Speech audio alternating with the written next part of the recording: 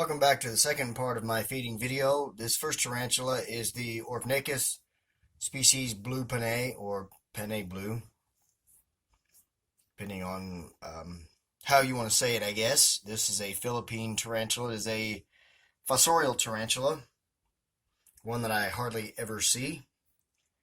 But you can see it's feeling out where the roach is there, and any second when that roach moves, it will become a meal. This tarantula here is another one that I've rehoused recently, and if you look here, it's almost trapdoor in its kind of in its home and or whatever.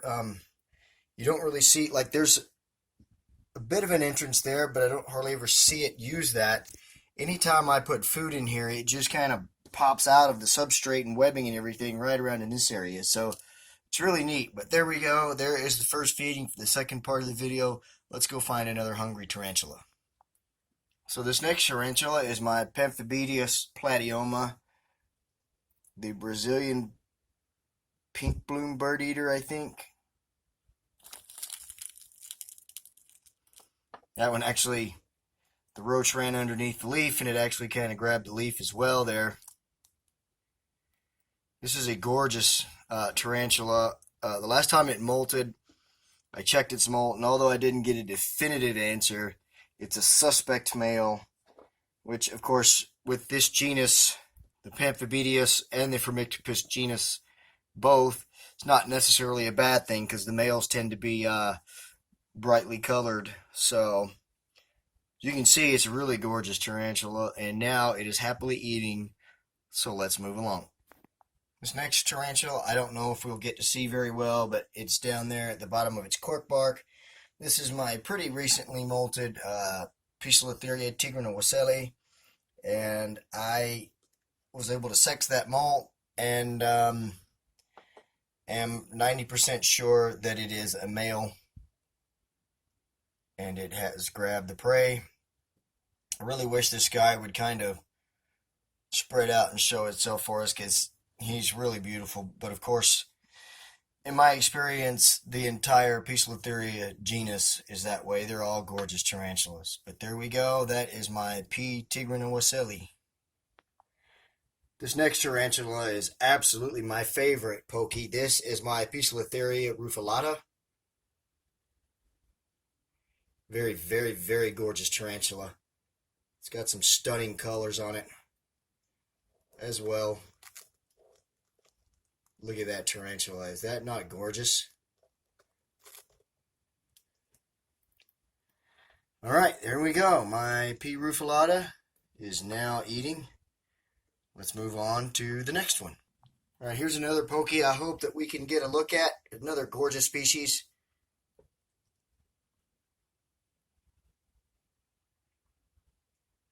And it's really putting on some impressive size. Like the rufilata, it is touted as the largest pokey species. Of course, you know, there's always going to be arguments about whether it's the rufilata or this one. This is my Poecilotheria ornata, which I actually got from Nature's Exquisite Creatures when I bought a P. rufilata from them online at the same time it was being sold at an expo. So they offered me the ornata. At first I said no because I really wanted the rufilata, but then I decided that I would not turn it down. Haven't really lived to regret it. So this is another gorgeous pokey, and of course this one we're not going to be able to see, it would appear. So I am just going to let the roach go.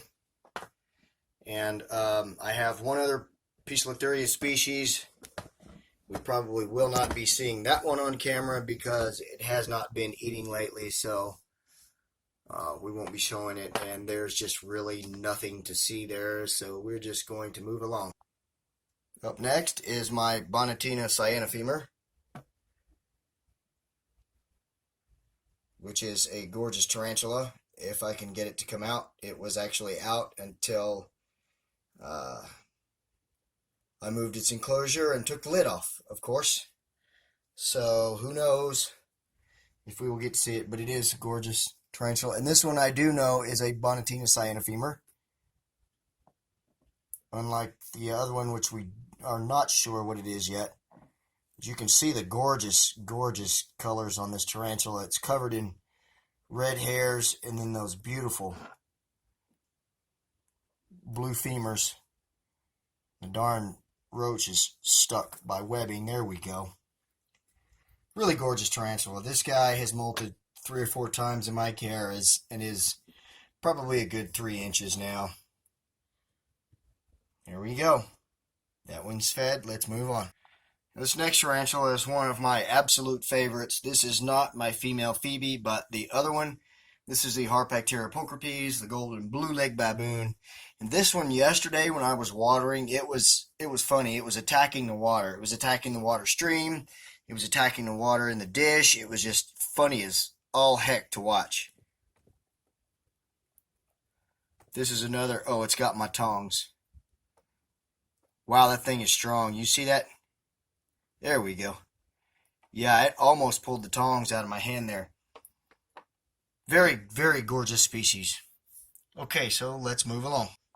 Now this next tarantula is my absolute biggest and one that just recently molted. This is my Theraphosa sturmei. I was able to sex the molt, and it is a male, unfortunately, but that's alright. Still a cool tarantula. I don't know if it's ready to eat yet. It's been a couple of weeks since it molted, but I will throw some roaches in here, and we'll see what happens. Now this guy, ever since it molted, has been pretty skittish and very hair kicky. I mean, this thing is kicking hairs like crazy, and it's really annoying because I go to water it and whatever, and it's just been kicking the hell out of those hairs, and it doesn't appear that it is making a move towards the roaches there. Those are actually kind of small prey for it, but like I said, it's been only a couple of weeks since it molted, so it may not be interested in food yet.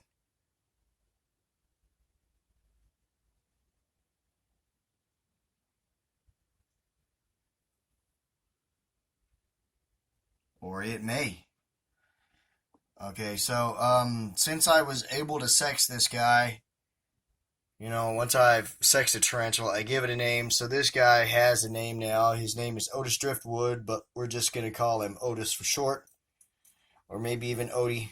But yeah, massive, massive tarantula.